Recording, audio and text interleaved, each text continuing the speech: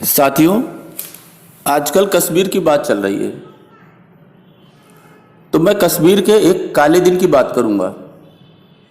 साथियों, अगर पूछा जाए कि आज़ादी के बाद से भारत ने अब तक कितने युद्ध लड़े हैं, तो शायद आप में से ज़्यादातर लोगों का जवाब होगा कि चीन के साथ वर्ष 1962 का युद्ध, पाकिस्तान के साथ 1965 का, 1971 का और पाकिस्तान के साथ 1999 का कारगिल युद्ध। लेकिन सच यह है कि भारत ने अपना पहला युद्ध आज़ादी के सिर्फ 2 महीने बाद ही लड़ा था। वर्ष 1947 में 22 अक्टूबर के दिन लड़े गए इस युद्ध ने भारत के भविष्य को पूरी तरह से बदल कर रख दिया था। लेकिन इतिहास के पन्नों में इस युद्ध को वो जगह नहीं मिली जो इसे मिलनी चाहिए थी। साथियों, 22 अक्टूबर 1947 के दिन पाकिस्तान से आए हजारों कबायलियों ने कश्मीर पर हमला बोल दिया। 22 अक्टूबर 1947 का वो दिन भारत के इतिहास में एक काला दिन साबित हुआ, क्योंकि इसके कुछ दिनों के बाद ही जब युद्ध विराम हुआ तो भारत कश्मीर का एक बहुत बड़ा हिस्सा गंवा चुका था, जिसका आकार था करीब 91,000 वर्ग किलोमीटर। इसी हिस्से को आज भारत पीओके कहकर बुलाता है, जबकि पाकिस्तान इसे आज़ाद कश्मीर कहता है। पाकिस्तान आज भी 26 और 27 अक्टूबर को ब्लैक डे के रूप में इसे मनाता है। 26 अक्टूबर 1947 को कश्मीर के राजा हरि सिंह ने जम्मू कश्मीर के भारत में विलय के दस्तावेज पर हस्ताक्षर किए थे और इसके अगले दिन यानी 27 अक्टूबर को भारत ने कश्मीर को कबायलियों से आज़ाद कराने के लिए अपनी सेना उतार दी थी। साथियों, अक्टूबर 1947 में शुरू हुआ ये युद्ध दिसंबर 1948 यानी काफी समय तक चला। यह आज़ाद भारत का अब तक का सबसे लंबा युद्ध है, जो 1 वर्ष 2 महीने और 2 हफ्तों तक चला था। लेकिन फिर भी इस सबसे लंबे युद्ध को युद्ध मानने से ही इनकार कर दिया गया। वर्ष 1962 में चीन के साथ भारत का युद्ध सिर्फ 1 महीने चला था। पाकिस्तान के साथ वर्ष 1965 के युद्ध की अवधि सिर्फ 17 दिन थी। पाकिस्तान के साथ 1971 का युद्ध सिर्फ 13 दिन तक लड़ा गया था और 1999 का कारगिल युद्ध 60 दिनों तक चला था। लेकिन जो युद्ध भारत 14 महीनों तक लड़ता रहा, उसकी कोई बात ही नहीं करता, वो भी तब जब ये मानव इतिहास के सबसे बीभत्स युद्धों में से एक युद्ध था। कबायली हमला करते समय नारा लगाते थे, सिख का सर मुसलमान का घर और हिंदू की जड़, यानी पाकिस्तान की सेना ने कबायलियों को हुक्म दिया था कि उन्हें जम्मू कश्मीर में जैसे ही कोई सिख दिखाई दे उसका सिर काट दिया जाए, जैसे ही कोई मुसलमान दिखाई दे उसका घर जला दिया जाए और हिंदुओं की संपत्ति पर कब्जा कर लिया जाए।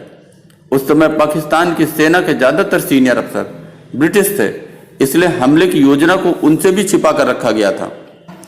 साथियों, पाकिस्तान ने अपनी इस साजिश को नाम दिया था ऑपरेशन गुलमर्ग। ऑपरेशन गुलमर्ग पाकिस्तान की सेना के दिमाग की उपज था और पाकिस्तान की सेना ने कबायलियों की आड़ में आज़ाद भारत के खिलाफ पहला युद्ध छेड़ दिया था।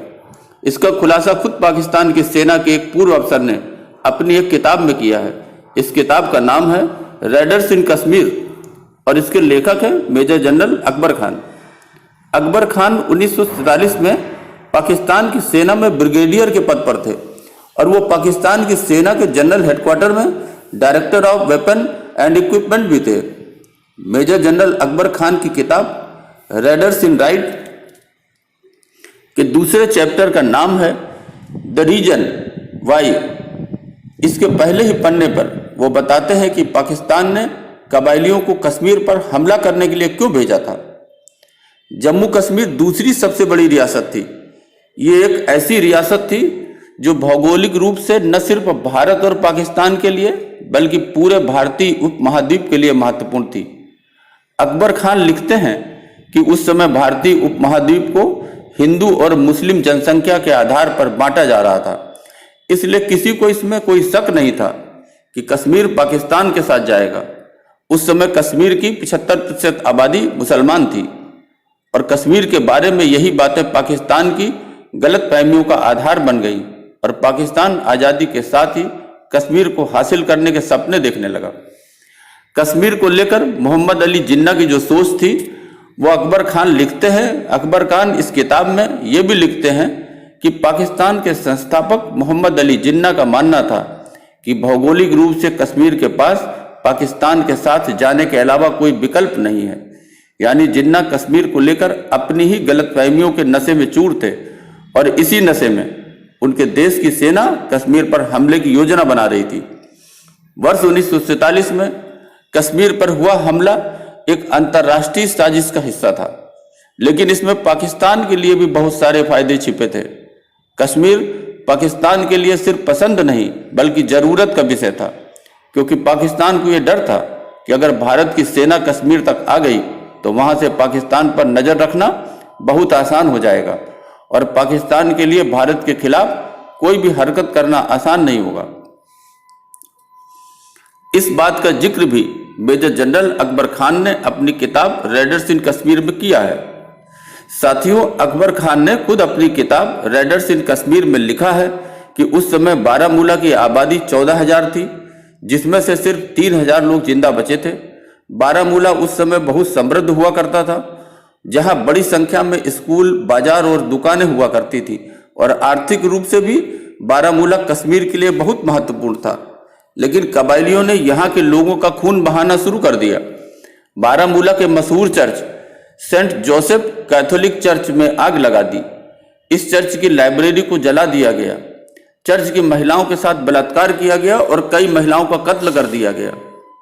साथियों, कबायलियों ने बारामूला में लूटमार करनी शुरू कर दी थी, लेकिन बारामूला ही पाकिस्तान की सेना और कबायलियों के गले की हड्डी भी बन गया, क्योंकि कबायली बारामूला को लूटने और वहां लोगों का कत्ल करने में इतने व्यस्त हो गए कि इसी में 2 दिन निकल गए और वो लूट का माल संभालते रहे।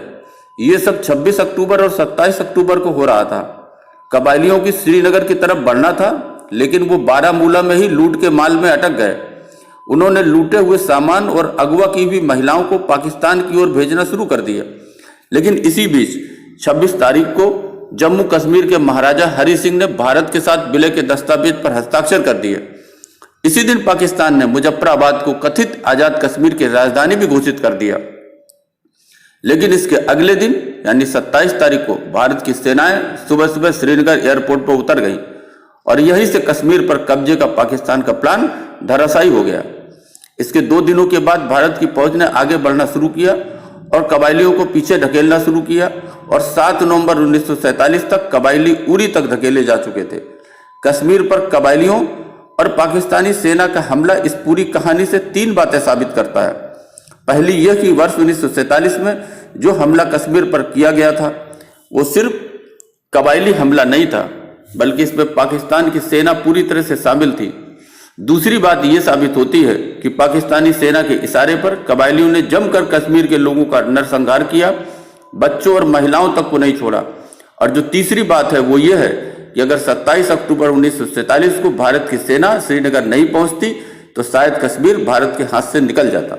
साथियों, 27 अक्टूबर 1947 के बाद से कबायली तो कश्मीर से पीछे हटने लगे थे, लेकिन 2,22,236 वर्ग किलोमीटर में पहले कश्मीर का आधा हिस्सा पाकिस्तान के पास जा चुका था। बाद में कश्मीर ने इसके कुछ इलाकों को चीन को भी सौंप दिया। लेकिन क्या आप जानते हैं कि कबायलियों को पीछे धकेलने के बाद भी भारत पीओके को हासिल करने में क्यों नाकाम रहा?